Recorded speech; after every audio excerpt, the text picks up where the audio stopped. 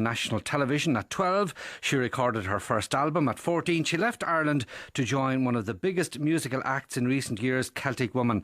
Then a little over 2 years ago, she decided to embark on a solo career. I'm delighted to welcome Chloe Agnew, and she's going to sing for us now. First of all, No Frontiers by Jimmy McCarthy.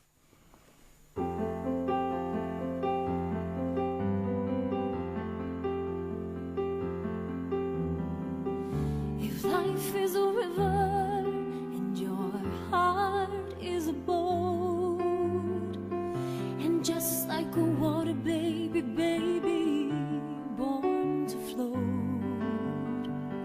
If life is a wild wind that blows way on high, and your heart is Amelia dying to fly, heaven knows no frontiers. I've seen heaven in your eyes. If life is a barroom in which we must wait round the man with his fingers on the ivory gates, where we sing until dawn of our fears and our fates, and we stack all the dead men in self-addressed crates. In your eyes, faint as the singing of a lark, that somehow this black night feels warmer for the spark, warmer for the spark, to hold us till the day when fear will lose its grip and heaven has its way. Heaven knows no frontiers. I've seen heaven in your eyes. If your life is a rough bed of brambles and nails, and your spirit's a slave to man's whips and men's jails, where you thirst and you hunger for justice and right, and your heart's a pure flame to man's constant night. In your eyes, faint as the singing of a lark, that somehow this black night feels warmer for the spark, warmer for the spark, to hold us till the day when fear will lose its grip and heaven has its way. Heaven knows no frontiers. I've seen heaven in your eyes. Heaven knows no frontiers. I've seen heaven in your eyes.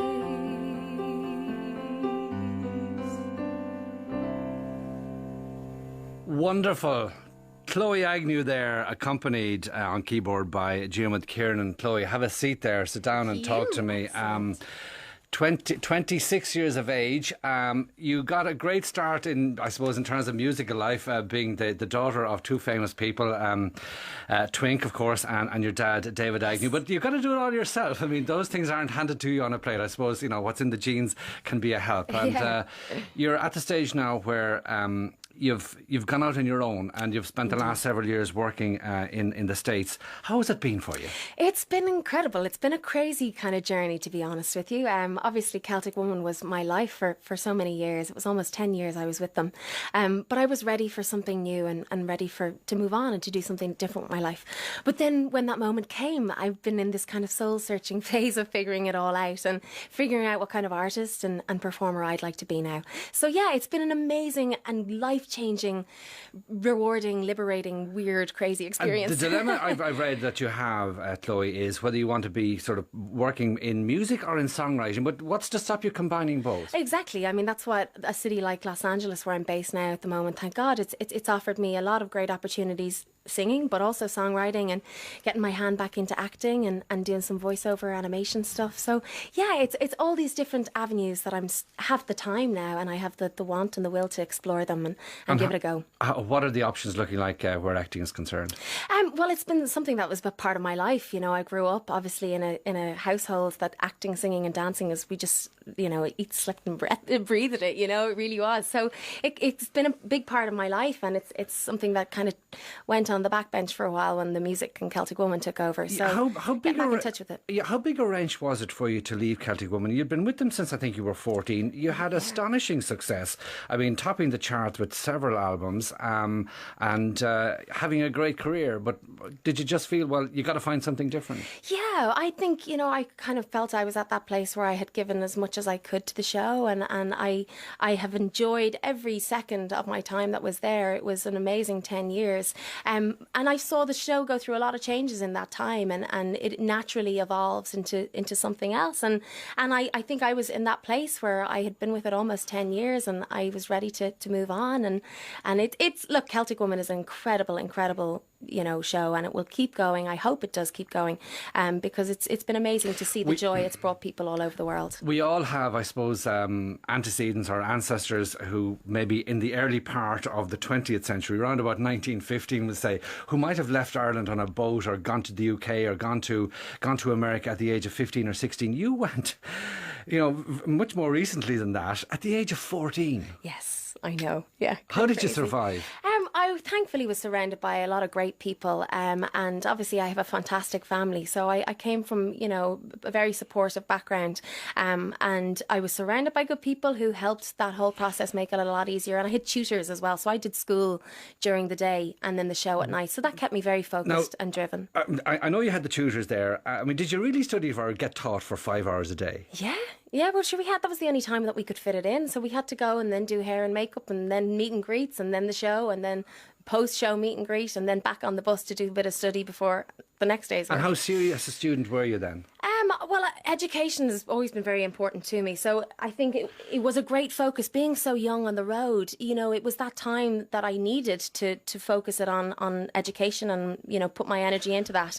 And then be able to come back home to Ireland in between tours and slot back into school. I had the most amazing friends and teachers here in Alexandra College and just down the road in Milltown. And was it useful as well, or maybe helpful in a sense that, and it's been very well publicised and reported on, that your parents had a difficult marriage breakup at the time? Things were pretty difficult at home. That, like, was it helpful maybe that you were out of the country for a lot of that? I don't know. I think that, you know, there's always two sides of it. Obviously, it might have been just as hard if I was here, and it was very hard being away that young and that all happening. But what can you do other than get on with it and get over it? You know, you kind of have to. You have the support of each other, and thankfully, you know, that's the most important thing. And both yourself and your dad, David, have spoken recently about having a very good relationship now, but things weren't always that good. Look, you know, these things happen in life that you know, we're just the same as any other family who goes through these awful things that happen to us in life, and it's up to ourselves to turn the bend and to turn that corner and to realise. For me, I travel all the time. I've been gone since such a young age that you get to that stage where you realise life is so short that we only have really one good go at this, and we need to make the best of our time and love with people. I'm not sure if estranged is quite the right word to use, but how long were you estranged from him?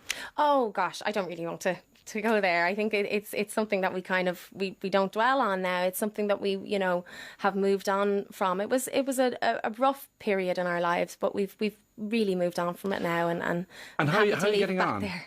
Good, great, thank you very much. And I'm thankful to say that he will be there with me on the 16th in the concert hall, and we're going to be performing a couple of lovely songs together. And it's the joy of a love of music and that, you know, love for each other that comes full circle. Now, is that a one-woman show, or are there others involved?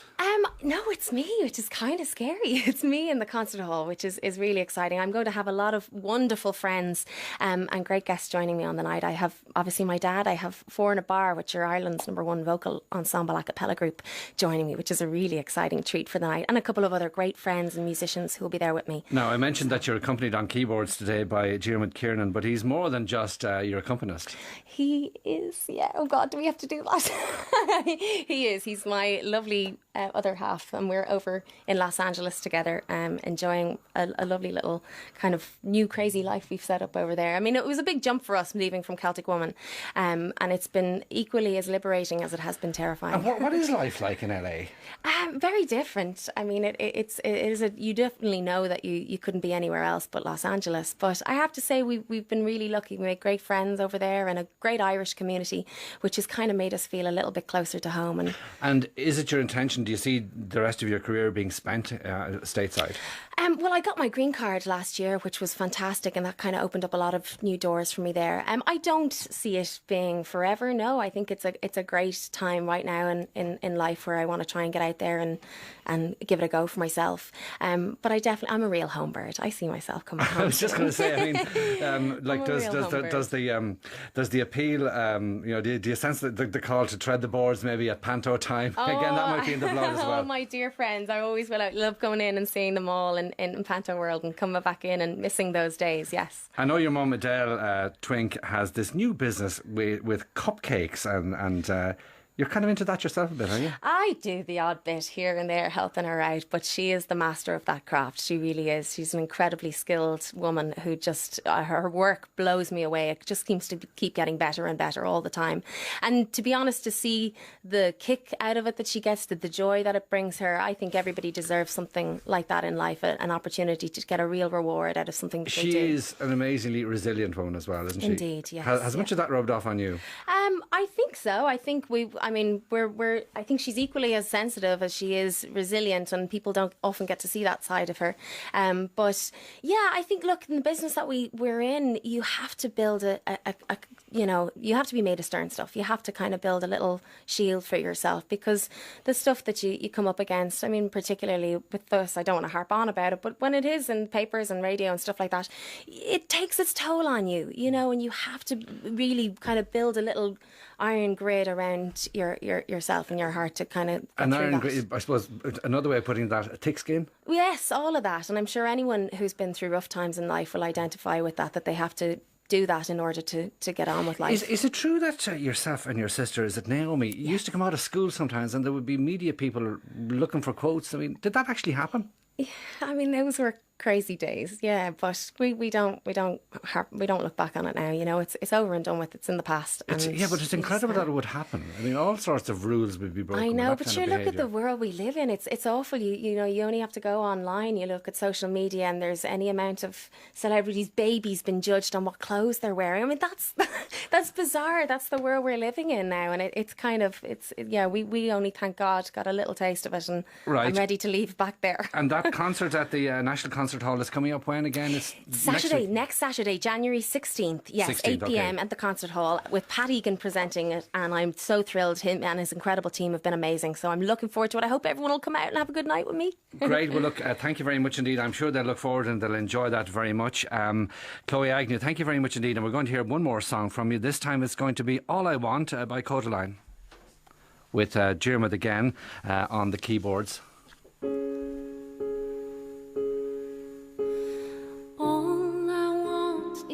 Nothing more to hear you knocking at my door. 'Cause if I could see your face once more, I'd die happy, girl, I'm sure. When you said your last goodbye, I died a little bit inside. I lay in tears in bed at night, alone without you by my side. 'Cause if you loved me, why'd you leave me? Take my body,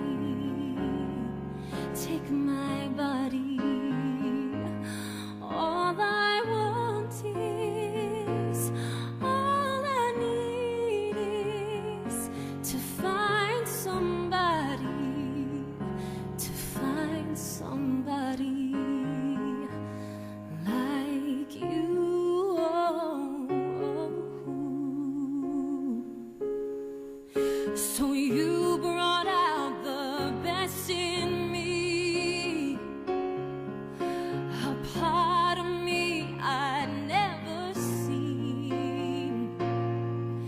You took my soul and wiped it clean. Our love was made for movie screens.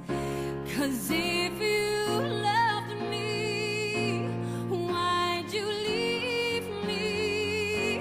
Take my body, take my body. All I want is, all I need is to find somebody, to find somebody like you.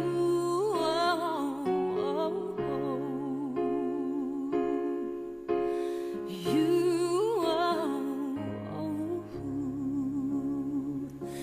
'Cause if you loved me, why'd you leave me? Take my body, take my body. All I want is, all I need is to find somebody, to find somebody like you.